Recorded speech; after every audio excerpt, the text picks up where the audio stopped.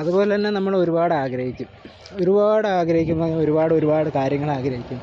നമ്മൾ നല്ല രീതിയിലൊന്ന് സെറ്റിലാവണമെന്നും, നമ്മൾ എന്താ പറയുക, നമ്മുടെ ആൾക്കാരെ, നമ്മുടെ കൂടെ ഉള്ളവരെയൊക്കെ നല്ലതുപോലെ നോക്കണമെന്നൊക്കെ വിചാരിക്കും. ഞാനും അങ്ങനെ ഒരു സ്വപ്നമാണ്, അങ്ങനെ ഒരു ഡ്രീമിലായിരുന്നു.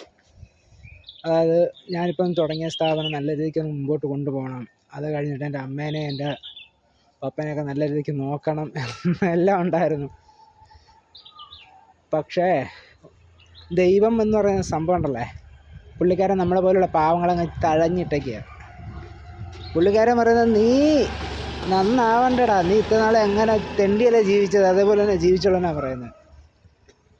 ഒരു തരത്തിലും നമ്മൾ രക്ഷപ്പെടത്തില്ല എന്നല്ല, ദൈവം സമ്മതിക്കത്തില്ല. ഇപ്പം തോന്നുന്നു ദൈവം എന്നൊക്കെ പറയുന്ന സാധനം ഉണ്ടോയെന്ന്.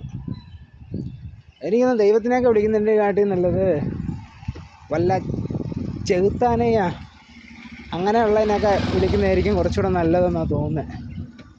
കാര്യം അവരൊക്കെ ആകുമ്പോൾ കൈവിടില്ല.